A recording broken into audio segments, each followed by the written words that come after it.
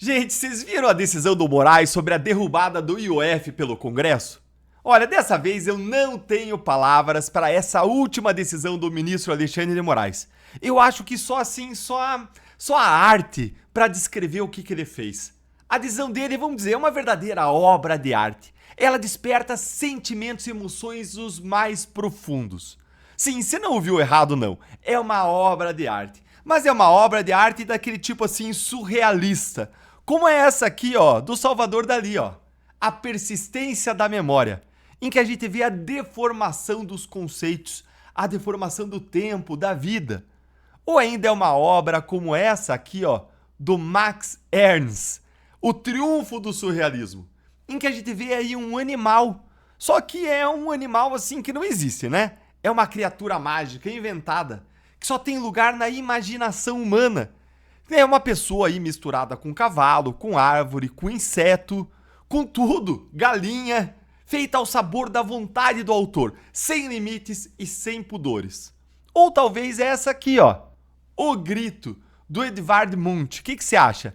Esse aí é da escola expressionista e fala de uma profunda angústia e desespero existencial, vontade de gritar. E é assim que eu me sinto hoje. Eu acho que essa obra aí talvez represente, na verdade, a Constituição nossa, gritando contra os abusos e os absurdos inacreditáveis da realidade praticados a partir do Supremo Tribunal Federal, que deveria ser o primeiro a guardar a Constituição. Mas tá aí, ó. Olha como é que a Constituição tá se sentindo.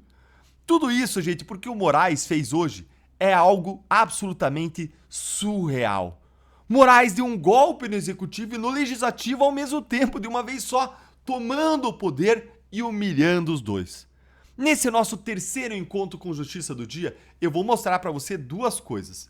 Primeiro, o que o Moraes decidiu no caso da briga entre Lula e o Congresso a respeito do IOF. Segundo, qual é a minha análise política e jurídica disso tudo. Mas eu já te adianto uma coisa. Dessa decisão a gente não tem mais volta. O que o Moraes fez foi absolutamente assustador. Bora então para o primeiro ponto com a manchete aqui do Sam Puncher. Olha aí.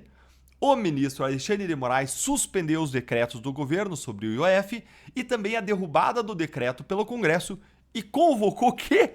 Uma audiência de conciliação? É isso mesmo que eu li? Gente, eu acho que eu vou começar a chamar o Moraes de Dr. Frankenstein, porque não é possível isso. Todo dia o ministro cria, dá luz a uma nova aberração jurídica, a uma nova criatura. Isso aqui é mais do que inconstitucional. Isso aqui é uma aberração jurídica mesmo. Olha qual foi aí o argumento do Moraes.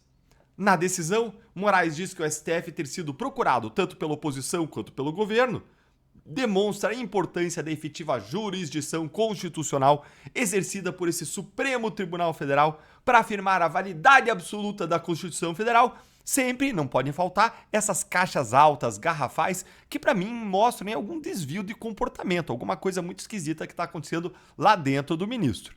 Vocês entenderam isso aí, gente? Moraes basicamente ele disse o seguinte: como tanto a oposição quanto o governo buscaram o STF para resolver esse problema aí do IOF, quem tá certo não é nem a oposição, nem o governo. Quem tá certo somos nós, sempre nós que somos supremos. Só que é um raciocínio absolutamente obtuso, infantil, circular, porque primeiro o STF se engrandece a ponto de decidir tudo o que acontece no Brasil. Segundo, por conta disso, o governo Lula desiste de ter governabilidade junto ao Congresso e passa a governar com o Supremo. E toda vez que ele perde uma votação democraticamente, aí ele vai lá no Supremo para resolver. Terceiro, o Moraes agora diz que o fato de todo mundo buscar o Supremo prova que o poder do tribunal é legítimo e que isso demonstra a importância da efetiva jurisdição constitucional exercida pelo STF. Que loucura é essa, Moraes? A Constituição ela não precisa que ninguém afirme a validade dela. A validade da Constituição ela foi dada pelo poder soberano do povo na Constituinte.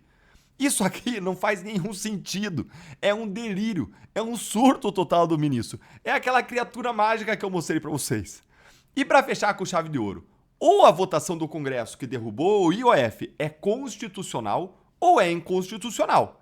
E vamos analisar as duas possibilidades. Se a votação do Congresso é inconstitucional, não há espaço para conciliação. Isso porque, se é inconstitucional, o tribunal é obrigado a derrubar, não tem conversa, não tem conciliação. A gente não está tratando, como a gente fala em direito, de direito disponível. A pessoa não pode abrir mão disso. Se ele fez alguma coisa inconstitucional, outro não pode dizer, ah, tudo bem, eu abro mão, fica inconstitucional aí. Não tem essa história. Por outro lado, se é constitucional, aí o STF não tem jurisdição para se meter, para derrubar, para entrar nessa discussão. Fazer conciliação é atuar na política como negociador, junto à presidência e ao Congresso. É ou não é uma obra de arte surreal?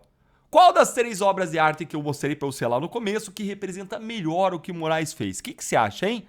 Aquela criatura mágica? O grito? Ou aqueles relógios, o tempo deformado do Salvador Dalí? O que você acha, hein? Eu fiz um vídeo ontem aqui no canal falando sobre como a imprensa e o Congresso estavam entendendo que essa ação que foi proposta no STF sobre o IOF estava colocando Moraes entre a cruz e a espada, numa situação desconfortável. Porque se ele decidisse a favor do Congresso, ele ia irritar muito o governo e ia prejudicar a sua relação com o governo. Por outro lado, se ele decidisse a favor do governo, ele ia comprar uma briga imensa com o Congresso. Mas aí sabe o que aconteceu? Moraes pegou a cruz, pegou a espada, uma em cada mão, virou pro executivo e pro legislativo e disse: a cruz e a espada sou eu. Foi isso que aconteceu, gente, basicamente. É uma tomada de poder completa. É um verdadeiro golpe na democracia. É Moraes e o Supremo enquadrando executivo e legislativo ao mesmo tempo, mostrando quem manda e colocando cada um no seu lugar. Isso é assustador. Moraes mostrou de uma vez só que tanto o executivo quanto o legislativo dependem deles e estão à mercê do Supremo. Olha, isso aqui é assustador.